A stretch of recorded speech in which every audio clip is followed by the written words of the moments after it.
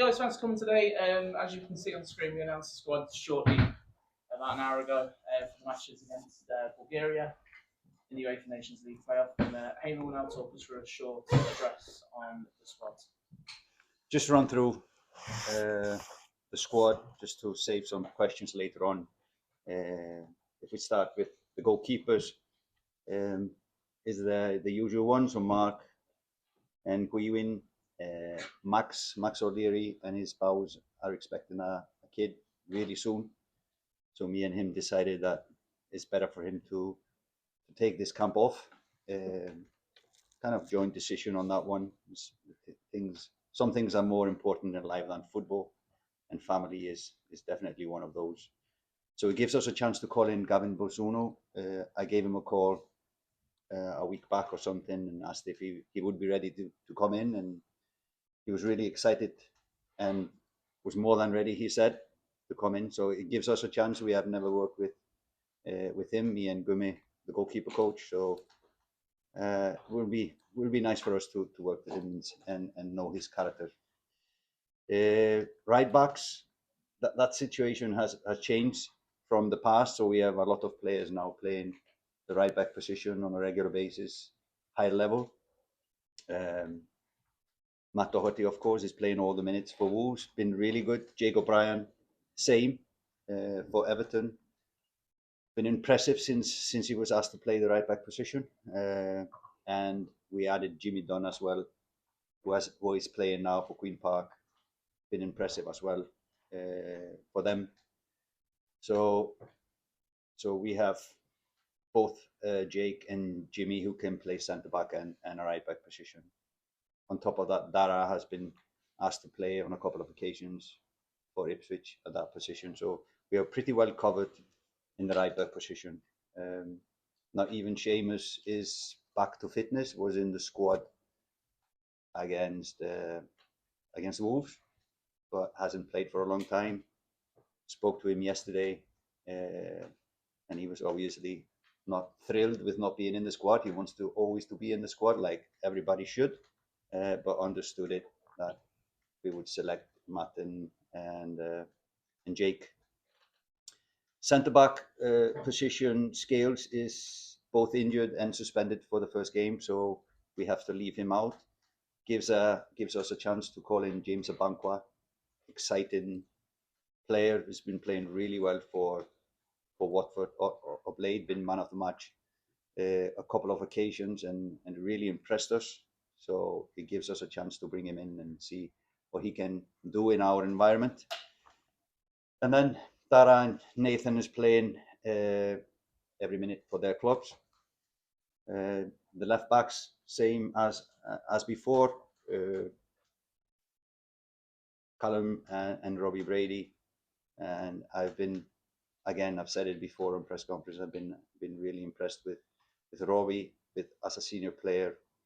How he has acted in our camps as a leader. So really happy with the left backs. We have more players like Ryan Manning playing in the Premier League.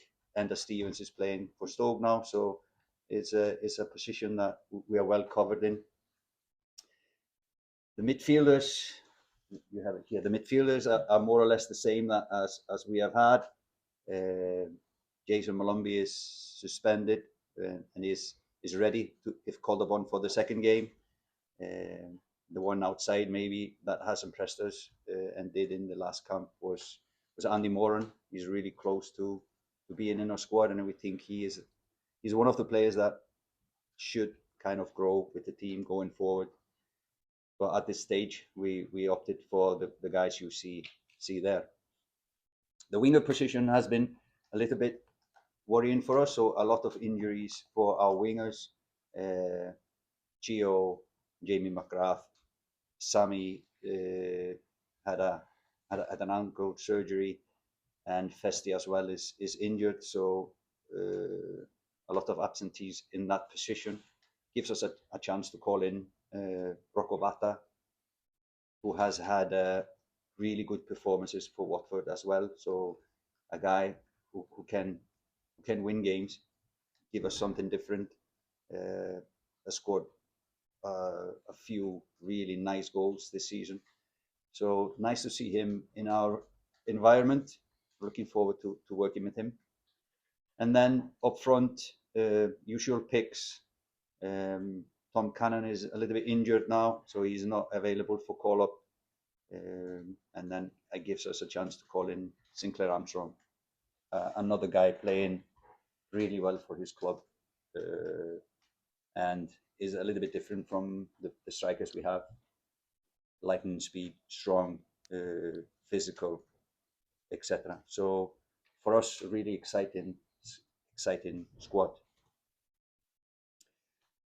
Something more about this, about the squad, or just go to the questions about the squad? Questions?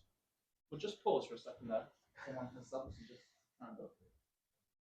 Sharon's Coleman.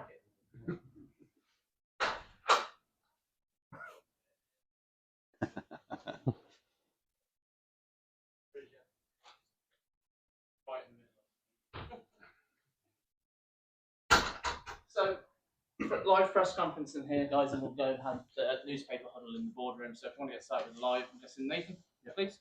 Hi, Heimir. Can you talk a bit more about Rocco Vata and his inclusion, what skill set he can bring, and was the interest from Albania a factor in his selection now? No, it's his qualities that he can bring to the table. Did well for the under-21s. Plus, like I said before, we have a lot of injuries now in that department, and he gives something different. He can be a game changer. So that is what we see in him now. He can come in and do things, amazing things like he has shown for Watford. So that's the reason. I think Sami Smolik has started every game since he came in, and the last few games it's been Ogbene or Ebazele. So you talk about the difficulties there. Do you feel Vata can be a direct replacement on the wing, and do you feel you have players who can slip into those positions quite easily? Well, that's going to be exciting to see, both on trainings and then in games, what he can bring to the table. But he has the potential to become one of the good ones, the best ones. So that's what we see in him. I think it's 11 changes since the squad that you announced in November, obviously for suspensions and injuries. How frustrating is it that you haven't been able to get that settled, consistent squad that you've been looking for?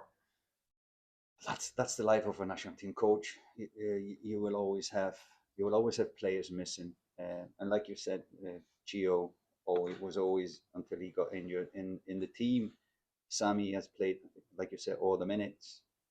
Seamus, of course, was in our head the number one right back. So it's nothing we can do about that, but we just continue to work. And the good thing about this, it gives other players a chance to show what they can do. So it's pros and cons. What are your thoughts on Evan Ferguson and his lack of game time? You've been willing to start him in matches even when he hasn't been playing for his club. Do you still feel comfortable starting in these matches, particularly with Troy Parton and Adamita getting consistent form?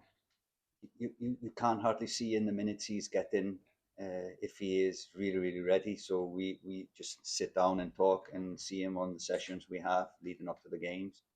But obviously we would prefer for him to play more than he is doing, and we all like to see him play day in day out. A lot of the talk, as you're aware, ahead of this was Josh Owen's inclusion in the provisional squad. Didn't make the final squad.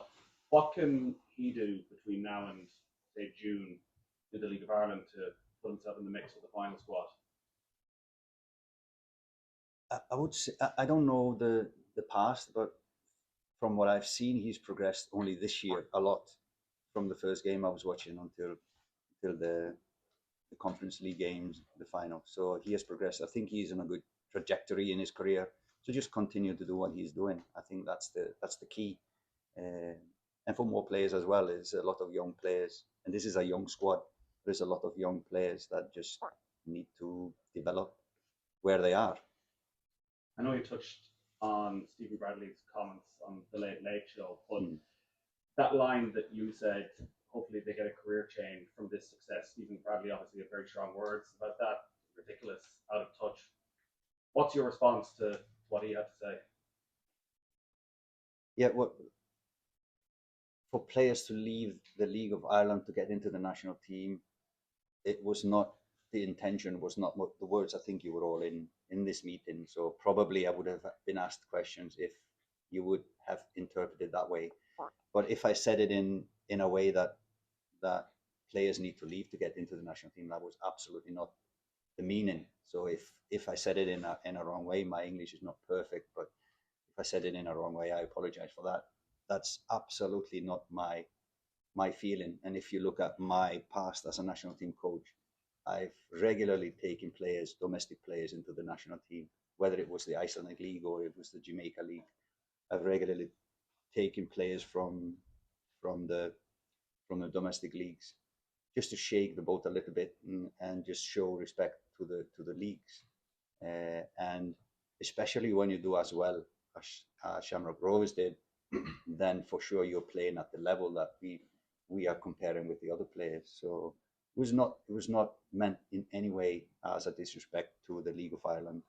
If it came across that way, I'm man enough to say I apologize for that, but it was absolutely not what I was thinking when I was saying it. So if we look back, for example, to Iceland, when I was the coach there, we did a study on players who left the League of Iceland, and half of these players came back to restart their career. They didn't make it where they were going. So it's always individual. If it works for you to go abroad, and then you need to pick a good team to grow. And it's no shame in that, coming back and restarting your career. So it's individual, if it's better for you to go or better for you to stay. But I think this is a good opportunity for League of Ireland to grow and play young players, especially when you do good in these European competitions. You will always draw attention to you and the club and the coach. So what I was saying was complementing what is probably going to happen is that there will be attention, big attention on the players, big attention on the coach, and big attention on the club. And for the League of Ireland, there's a positive spiral. Now, other clubs will be looking at what are they doing? What's the club doing? What's the coach doing? What are the players doing? I want to do the same. And I think it's only going to grow the League of Ireland. Just when you're assessing players for this squad, how do you assess the players who are playing in the League of Ireland? How do they compare to the players in England? What league would you equate it to? I don't do that. No, it's individual. You look at the individual. You can be a good player in a team that's doing badly. So it's always on an individual basis, not what the club is doing. Kevin Keane, please. Sorry, Henry at the back. It's a very young squad, I think. On right, there's only 2 guys over 30. To what extent are you picking a squad just to beat Bulgaria, or are you guys in the squad if you're assessing the views of the World Cup qualifiers? Well, I think it's important to win these two matches, but of course the big thing is the World Cup qualifiers in September. So I would say it's a mix of both. It's a good question. It's a mix of both. We must think ahead, and we always need experience in our squad. We have pretty good experience in the squad, but we have then a lot of young players as well. A good question, yeah. And then, as you say, with half an eye on the World Cup qualifiers, what area of the team do you feel you need to develop more depth, or do you need to look at different people? Are they the winger positions, or? Yeah, now today is the wingers position. We have a lot of absentees in those. So the regulars, if I can say regulars from our past camps, are missing. So it gives a chance for others to show, and we can explore a little bit in those positions. Before it was the right back position was 2 senior players, and then there was no one else playing at a high level. So now all of a sudden it just changed, and we have a lot of players in that position playing at a high level. Yeah. So no, it's always different from camp to camp where you're looking. Yeah, and then just lastly from me, obviously it's been a few months since the last international window. In that time, have you looked at any potential international recruits through the FIFA transfer system? Are you looking at anyone granular? Yeah, so I think I told you last press conference we sat. I normally try to divide my time into slots. So December, January went into the second layer of players. So there's no reason to be watching a player in December what he's doing if we are looking to play in March. So we've used our time pretty well in December and January to look at the next layer of players and the possible in the future. But I'm not going to discuss anything about possibilities in the future. But we've done a lot of work on that one, and now the FAI has just hired a new what's it called? Head of talent ID. So that will be his job in the future to monitor the possible players. I'm sorry, lastly, I know you don't want to mention any names. Could you get people in June? Could be, yeah, could be some, but it's been a real interest from players who want to play for us, but it needs to be the quality and the right reasons. I suppose looking at the squad, there's still an element of development, even though it's the strongest squad available for you today. If this squad was start to work up qualifying campaign, would you still have the confidence that you've shown about qualifying? And as a result, I suppose, are you thankful that the qualification doesn't start till September? Yeah, we've also had this question about my time here, so I haven't had much time straight into official matches, and that gives us a little time to explore things. You need to select the best players, you think, or you cannot be thinking further ahead. Now we have friendlies in June, and hopefully we can announce that really soon. So that gives us an opportunity to look maybe a little bit further ahead and explore maybe players that haven't been with us. So hopefully we can talk about that when it comes to that moment. Okay, and just looking at the Bulgaria games, how much emphasis in your mind is on the Nations League and survival and all of that, compared to setting the tone for the year ahead and building that momentum and really emphasizing that we start as we mean to finish the year? Is that what you think? I get what you're thinking. It goes hand in hand. I think winning those matches will give us much more than trying something or building something. Just I think this is really, for me, good opponent.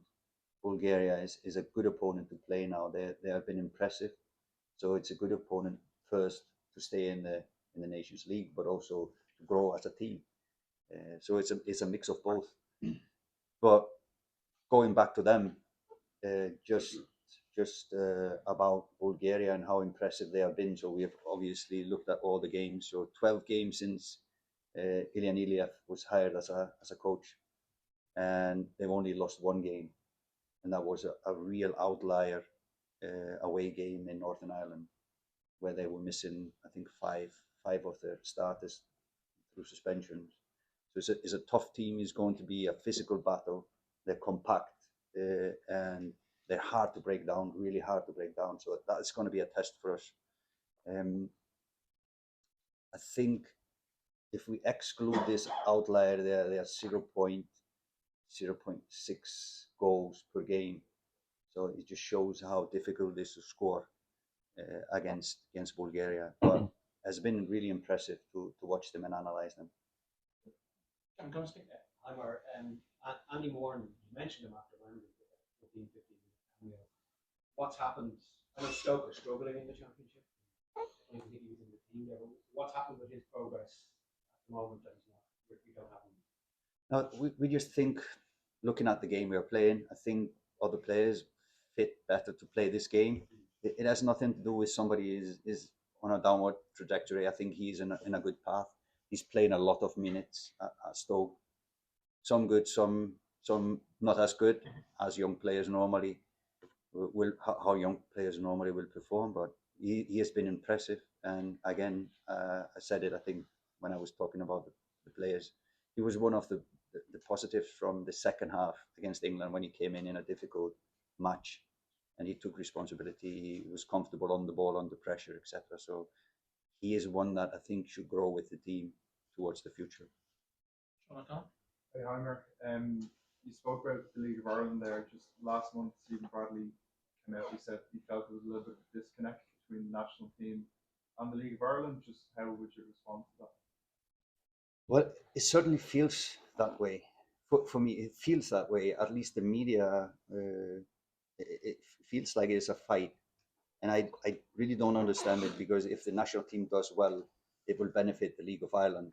If the League of Ireland does well, I think it benefits the national team. So I think we're all in the same boat. So whatever the issue is, the past or whatever, we just need to solve that and work together towards the future. That's my take on it. Maybe it's naive, but this is how I kind of smell it. But new in the job, more or less. So I'm trying to get to know the culture. So, for example, this week we stayed in the Northwest, 2 days in Sligo and 2 days in Donegal, just talking to the clubs and the coaches and the players, and getting to know a little bit more about the league. And I need to do that, because I haven't spent a lot of time, and I don't have the knowledge you have on the League of Ireland. So I need to catch up. But as always, you need to prioritize your time. Finally, Connor. Just on someone that's come really into the picture over the last couple of months, John Joe Patrick Finn. How close has he been to make the squad? Well, we have been looking at him because he has gotten a lot of attention. A young player as well. He went into a new league. He has, if you have watched his games, he has had some good games, some not so good games, but definitely he's on a good trajectory, and we'll keep an eye on him. He is there when we are watching him.